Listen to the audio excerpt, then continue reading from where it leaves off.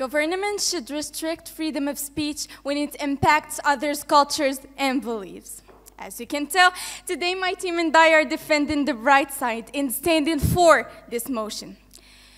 Ladies and gentlemen, members of the jury, dear principal, greetings. To start, I would like to give you a brief definition of freedom of speech. Well, according to Oxford Lexis, freedom of speech is the power to express a person's opinion without censorship, restraint, or legal penalty. I'm a Muslim person. I'm a Muslim girl. I have rights, I have beliefs, and I have a religion that God chose for me and that I really love. Weeks ago, our Prophet Muhammad was humiliated, dishonored, and debased. And let me tell you that it was not the first time nor the second. Famous Charlie Hebdo, lover of cartoons and caricatures, especially the ones who contained our prophet and our beliefs. Oh, he had a lot of fun and joy recreating those. As he already said, proud to provoke Islamists despite violence. I'm a Muslim person, and I was hurt and attacked with those words, with those drawings, with all of this. Where am I? Where is this going? Is there worse things coming? I feel lost. I feel humiliated. I feel bullied. I feel criticized and persecuted. I don't feel safe in this world anymore. This world where people started using freedom of speech to harm other people mentally and physically.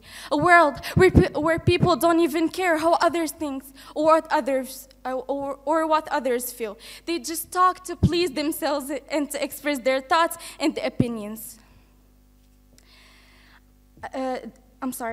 They talk just to please themselves and to express their thoughts and opinions, which can be sometimes painful, irritating, and can make a person's heart broke into a million pieces. I really had a beautiful painting of this world in my mind, a world where everyone is nice. People respect each other. People can walk peacefully outside with their children, no matter what their religion, nationality, or color is. A world where freedom of speech had limits, ladies and gentlemen. Because if it had limits, a black man won't be afraid to go out of his house to get some water out of the store next to him. Because if it had limits, a Muslim girl won't be afraid to wear hijab to school or even to go out. Because if it had limits, people won't be committing suicide due to hate and bullying. People giving up and ending their lives. And here, I can also talk out of religion and talk about people with different sexualities. People who have been bullied, harassed, insulted, cyberbullied to death. As an example, Sofia Taluni. I'm sure that most of you heard what happened. But if you didn't, let me tell you that many people harmed and even killed themselves because they were exposed. They were hiding their sexualities, scared of their families, scared of the society, ladies and gentlemen. And then what? A trans man was bored in quarantine and decided to expose them. They were, ladies and gentlemen, these people committed suicide. They were harassed and bullied to death. If freedom of speech had limits, we won't be having people killing each other because they have been provoked using their religions. Words can inflict genuine and lasting wounds. So yes, ladies and gentlemen, governments should restrict freedom of speech when it impacts others' cultures, beliefs, or even religions. And always remember, your freedom stops when mine begins. Thank you.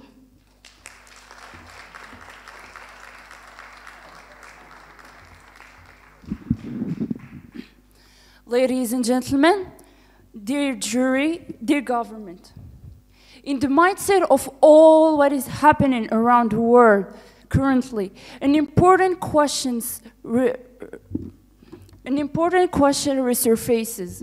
Should government restrict freedom of speech when it impacts others' culture or belief? Well, to be honest, I find this idea simply inconceivable, and here is why. First, as we all know, freedom of speech is the right to express an information, an idea, an opinion, with no regards to whether it is right or wrong. Moreover, freedom of speech is not just for people who hold the power in a society, nor does it belong to the majority, but it is a right for every single human being on this planet. If governments are allowing the right to speak and to share their ideas, that means they need to allow it 100%. We find that in this world, 167 countries believe in democracy. And in this context, democracy affirms everyone has the right to say whatever they want, no matter how unpleasant, impolite, rude, cruel, or bad it can be. Even if you do not agree with what I say, whatsoever. Even when talking about freedom of speech, a fundamental principle comes into play: content neutrality. The government cannot limit freedom of expression just because any listener or the majority of a community is offended by its context. In this context of art and entertainment, this means tolerating some work that we might find offensive, insulting, outrageous, or just plain bad. What is freedom of expression without freedom to offend? Nothing. It means nothing at all. I've heard that people who claim the same position as yours, that people do not have the right to be offended. But I beg your pardon, but this right does not exist in any declaration I've ever read or seen before. However, even words taken out of context are just words and cannot be subjected to abandon every time it offends someone. It's just illogical. As the great philosopher once said, I do not agree with a word you say, but will defend it to the death your right to say it. I will repeat it. Voltaire once said, I do not agree with the word you say, but will defend to the death your right to say it. Ladies and gentlemen, this is the right meaning of freedom of expression. Thank you.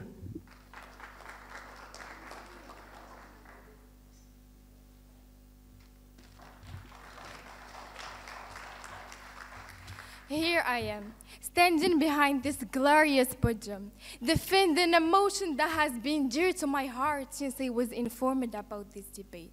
And the principal reason that brought us here today is correcting some wrong ideas and some fabricated informations that our dear opponents will come with. Before crying freedom of speech, you should know what it means. As a student in Iraqi school, as a teenager of 15 years old, as a girl with too many ambitions, I believe that the most important freedom in the First Amendment and in the whole world is the freedom of speech. It allows us to express our opinions, our feelings, and our emotions, as I'm doing right now. But if it negatively impacts my culture, my sacred religion, and my belief, should I react? Should government react? As you guessed it, it's a big yes. Don't worry, you will know why. One person's freedom ends where another's begins. People can always confuse freedom of expression with being able to say anything they want, whatever they wish, anywhere and anytime. And they forget that some speeches may be hateful. However, a speech that degrades, insults, offends, or defames other people is indefensible and seen as a good reason to forbid it. A good example of this kind that claims that seems that black people are mentally and morally inferior to other races. And oops, say hi to racism. And instead of fighting it, we post stories of Black Lives Matter and free Uyghurs as if it was going to change Akram. Seriously? What's a joke? Nowadays, people can comment on any issue freely. And the internet is regarded as the most important thing on their daily life, or should I say, our daily life. Isn't it, member of government? And we can all post any word we want to say and even insult others by typing offensive words or negative messages. And some are anonymous. And it may be the main reason for the major phenomenon called cyberbullying. Let me explain it. According to Wikipedia, cyberbullying or cyber harassment is a form of online bullying using electronic means and social media sites. It has become increasingly common among teenagers, especially among us. So let's search for the imposters to stop this horrible situation. Because harmful bullying behavior can include posting rumors, threats, sexual remarks, victims' personal information, and the list is longer than my intervention. Approximately 34% of adolescents experience it. Victims of cyberbullying may experience lower self-esteem, lower academic achievements, and a variety of negative emotional, being frustrated, being fear, anxiety, sleep difficulties, depression, and a lot of other things. In fact, National Center of Statistics and Education in 2019 indicated that the bullied students suffer from the negativity of things that they feel for 14%. And their relationships with friends and family for 31.9%, their physical health for 14%, and finally, their schoolwork for 7%. Or even worse, the cases of suicides. Boo, what a scary word. Thank you.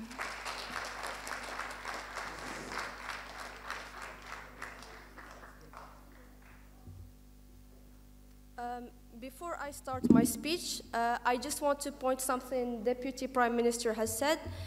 Just because someone has insulted you or has insulted me on the internet does not mean that the government should stop the whole internet on the whole nation. Ladies and gentlemen, Frederick Douglass has said, "To suppress free speech is a double wrong.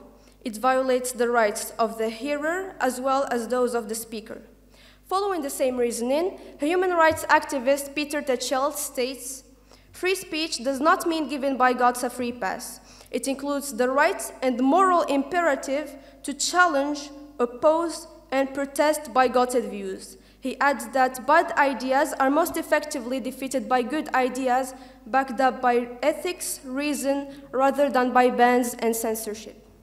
Ladies and gentlemen, there's an important question I would like to raise today in relation to our motion. Should the government ever have the right to dictate to its citizens what they may or may not watch, read, or listen to? The Moroccan society has been deeply ambivalent about this question. On the one hand, we find that freedom in general, and freedom of speech in particular, is deeply rooted in early Moroccan history.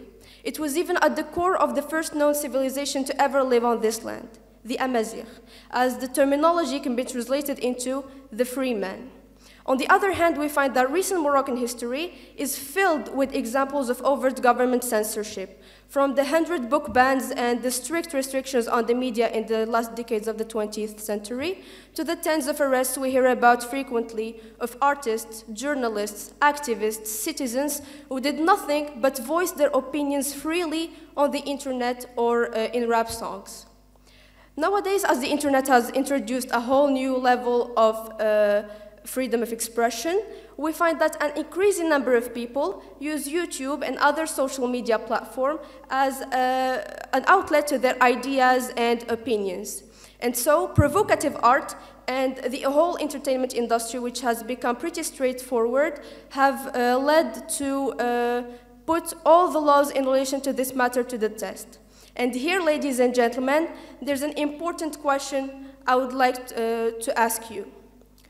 Why should we oppose censorship when scenes of violence dominate the TV and are all over the internet for everyone to see?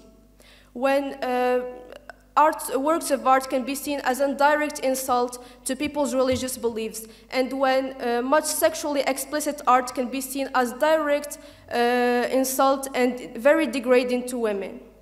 The answer here is quite simple and timeless. A free society is based on the principle that each and every individual has the right to decide what art they want or do not want to receive or create. And so, when you allow the government to censor someone else because they have created something you don't like or that has offended you or that you just find bad, you see to it the power to censor you or something you like. And so here we find that censorship is like poison gas, a powerful weapon that can harm you when the wind shifts. What we can understand from this is that freedom of speech for ourselves requires freedom of speech for others. It's at the core of our democracy. Thank you.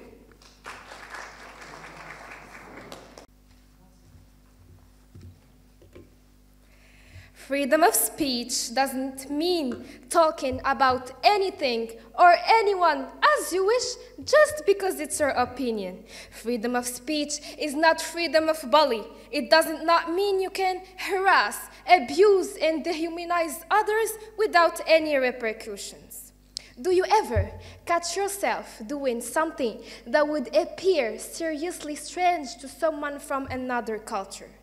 The answer is yes. Yes, because culture and traditions vary hugely around the world. They are part of what makes our planet such a fascinating place to live. Culture is our way of life. It includes our values, beliefs, arts, languages, and customs. Culture is reflected in our history, our heritage, and in how we express ideas and creativity. Our cultures measures our quality of life, our vitality, and the health of our society. Through our culture, we develop a sense of belonging, personal and cognitive ability to empathize and relate to each other. Direct benefits of a strong and vibrant culture brings us wellness, health, what else? Self-esteem, social capital, and economic return. Whether you visit a museum or go to or attend a free concert in the park, culture is present in many aspects in our daily lives. It's the key part of learning. Talking about visiting places, I was always the girl who loved seeing the world more than I love being in love. Or maybe I was just more in love with the word, who knows. Let's visit India, where traditions are very different. Cows are everywhere. You leave the hotel, you just have to say, "Oh, it's a good day today," and then boom, a cow appears. It's their traditions. They learn to live with it. No one has the right to talk about that. Their government is strict. They fixed limits in the very beginning. I'm also a girl who loves food. Seriously, as Moroccans, who don't love food? Tungia, couscous, Italian food also, like pasta or pizza or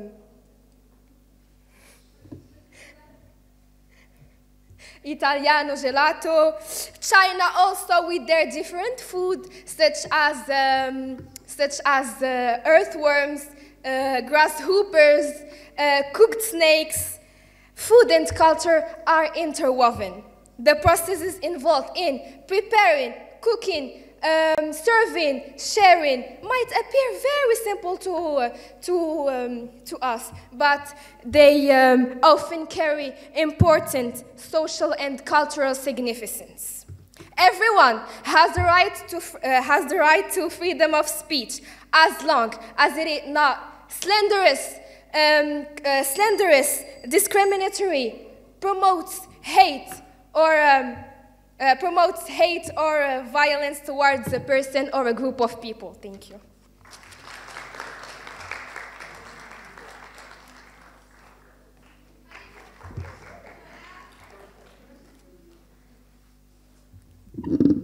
I don't know if you looked at the subject before you talked, but it says government should restrict freedom of speech when it impacts other cultures and beliefs. And unlike sexual orientation or cyberbullying, beliefs and religion is a choice. But since you seem to enjoy drama so much, let me tell you something. You, all of you are bad people, and your religion is bad, and I hate you. Freedom of speech, a principle we all praise and cherish until we hear something we don't like. Now, let me give you two options on how you could react in such a situation.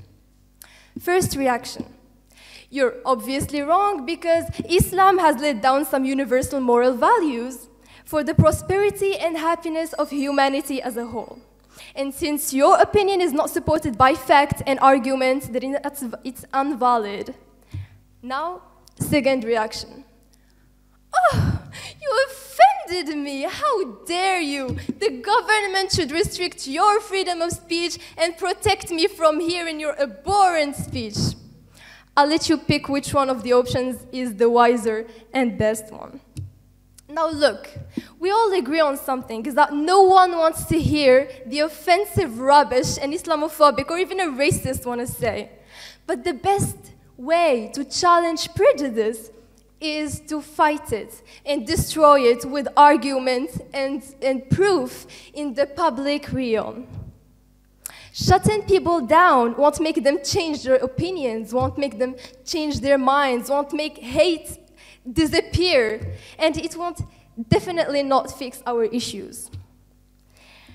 Oppression would only lead to more violence and create more frustration among our citizens.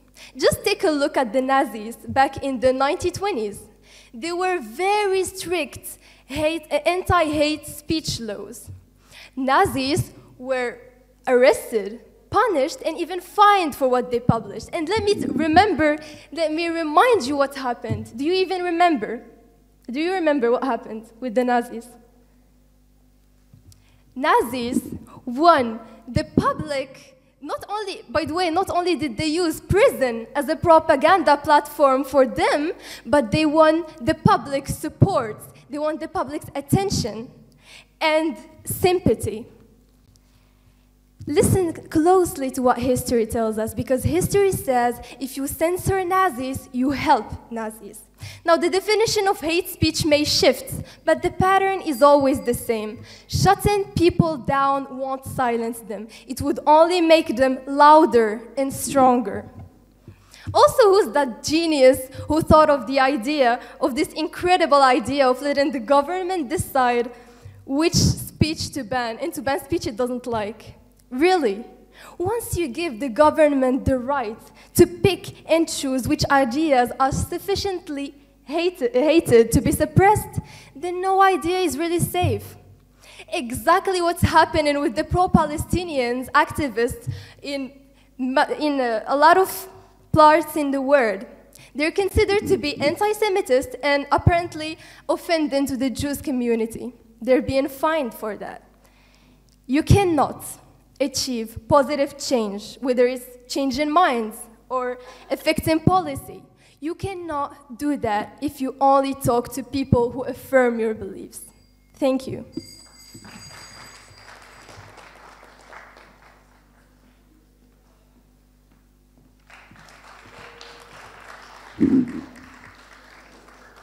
In our country, we can express ourselves freely. This means that we can say or do a lot of things. However, there are limits to this freedom of expression. Some acts or words are even punishable. Crossing the limits of this freedom of expression amounts to committing an offense, the perpetrator of which can be convicted by a judge.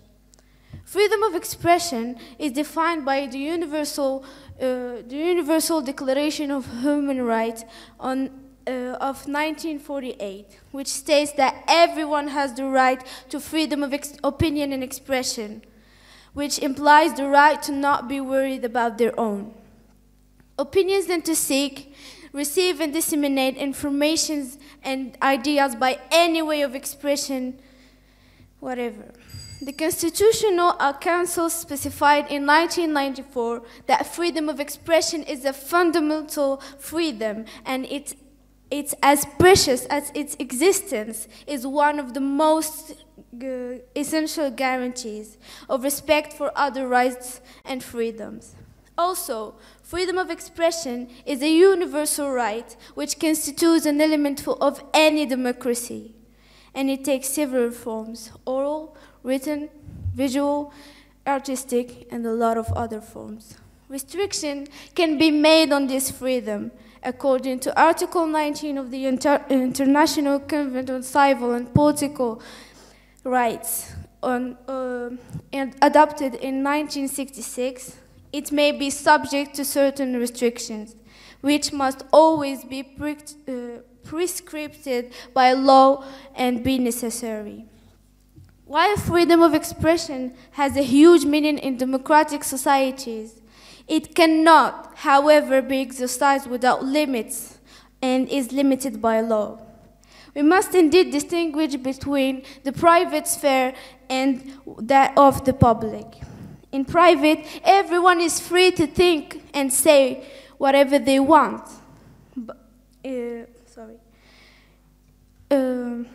For example, to choose a religion or not.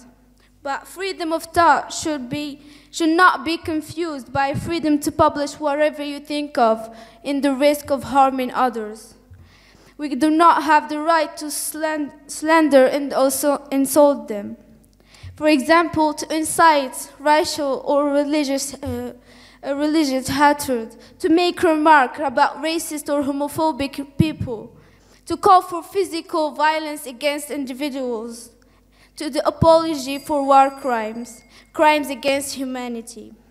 On the other hand, each country can restrict freedom of expression according to its political regime, to its culture, moral and religious values of the society. For example, in France, it is forbidden to publish photos of non-convicted persons wearing handcuffs or shackles, while the First Amendment in America of the American Constitutions give full power to the press to show these images, which are considered to be news. And that did hurt a lot of people. Thank you.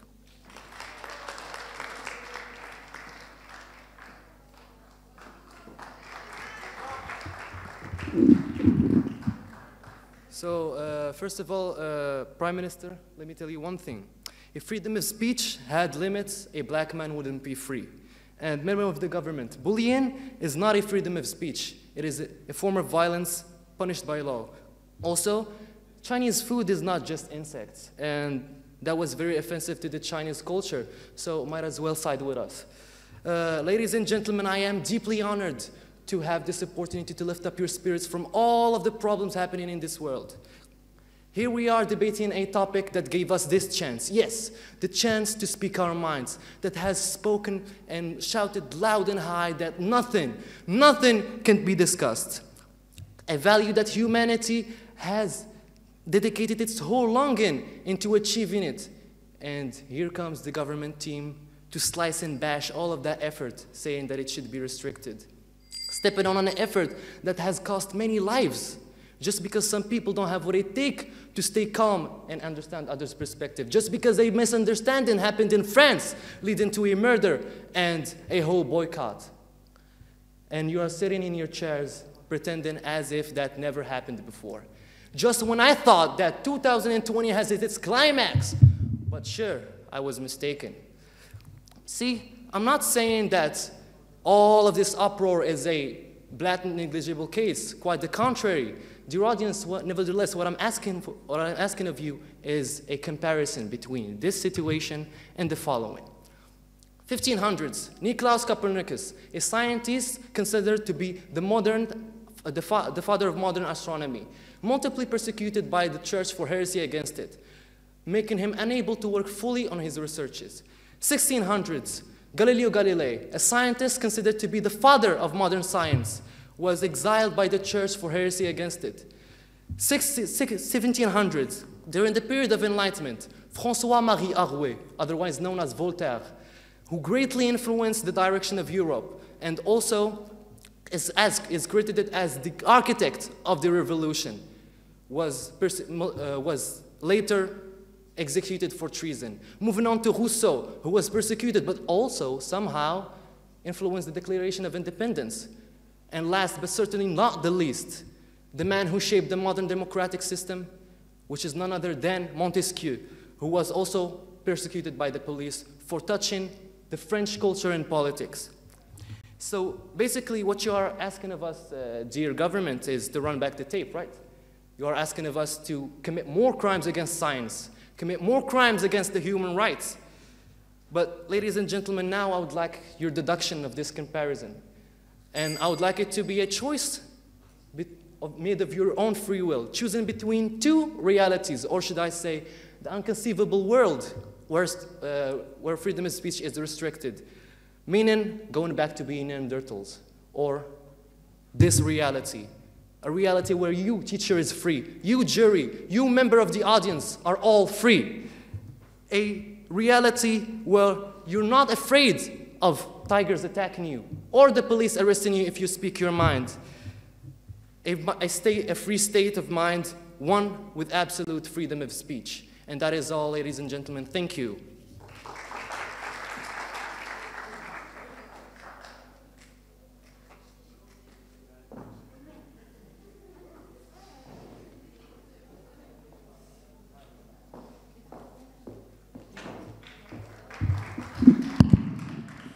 First of all, Prime Minister, Chinese fried insects are a part of Chinese culture and Chinese foods. So they are actually really delicious and you should try some. Plus, I didn't say that a black man is not free. I said that he's scared and afraid to go out, afraid of people's words, afraid of people's hurting opinions. Deputy Leader of Opposition, you said that culture and religion is a choice. I have a question for you. Did you really choose your religion? If not, then why didn't you convert to another religion? Because you simply love your religion. And I'm sure if someone says something bad about it right now in front of you, we will be hearing you shouting everywhere. Just saying. For the member of the opposition, we didn't say that they need to stop internet, but we said that people's speeches and comments should have limits. Just saying. Thank you.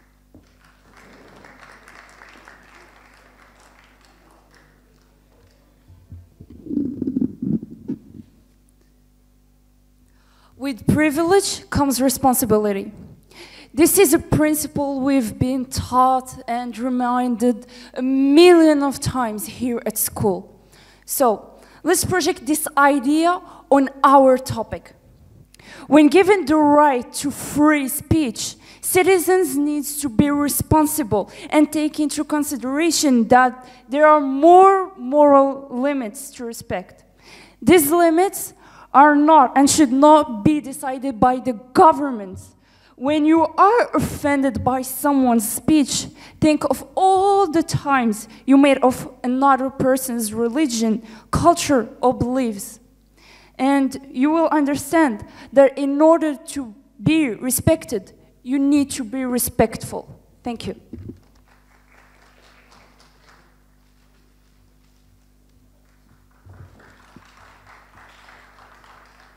Opposition whip. We are not against freedom of speech, we are against excess of freedom that touches others' cultures and beliefs. So, what a pity, or should I say, what's a shame? We have become monsters, hidden in human bodies, only thinking about ourselves, about our desires, and forgetting what the pain that causes and the pain others can feel because of us. To sum up, most conflicts because we don't accept each other's differences.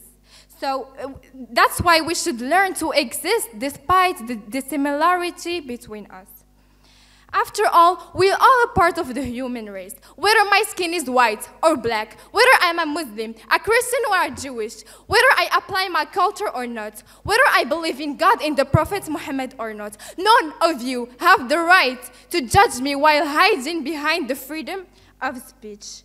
So, dear friends, weeks ago, when our prophet was mocked by the French people and the whole French government, none of you said it was freedom of expression. So why come up now and try to convince us with the opposite? Thank you.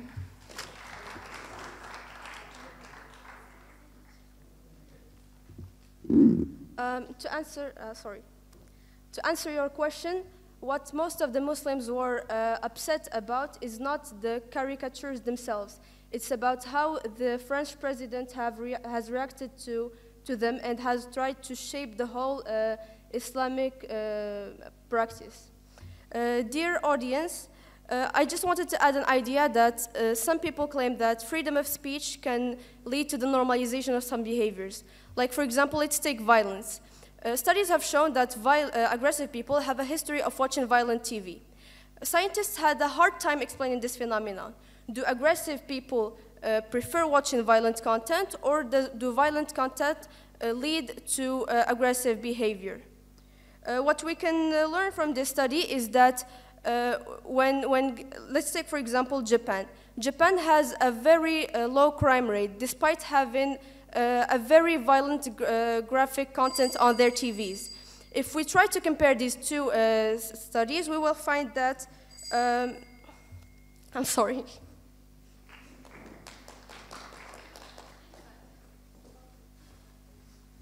Let me tell you, dear opposition way, traditions and customs of a country were never a form of offense. I just gave some examples. To recapitulate, developing your understanding of other cultures lets you have more meaningful interactions with those around you. You are celebrating your differences as well as your similarities. Stereotyping people from different cultural backgrounds can impact negatively their quality of life. That's why governments should stop anyone who tries to harm others' culture or beliefs. The sooner you accept that everyone is different, the easier it becomes to understand and embrace cultural differences. Thank you.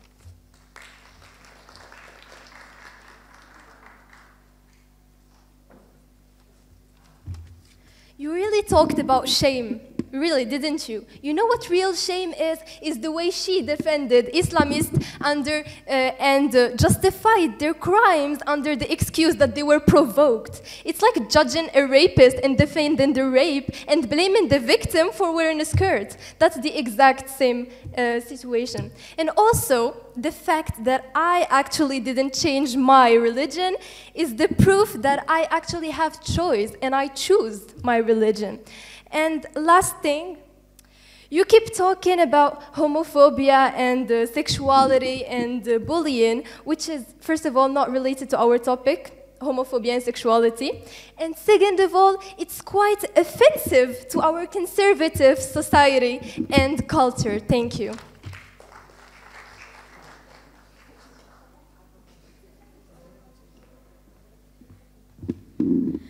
The First Amendment allows us to speak up for what we believe in. However, the limits on free speech are rooted in principle that we're not allowed to harm others to get what we want. That's why we're not allowed to use speech for fraud, force, or defamation. So stop thinking that you're free to say whatever you want. And limit your words. Be more mature, because if you keep saying whatever you want, about anything you want, without caring about other people, consequences will be much bigger and much worse this time. In conclusion, freedom of speech should be restricted when it hits the limit. Thank you.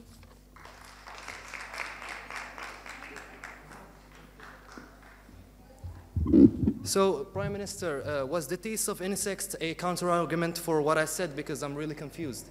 Anyway, I would like to tackle the fact that you guys have been overlooking, which is none other than the opportunity that freedom of speech grants us. I would portray it as extreme sorrow or sadness. What would the remedy of that be?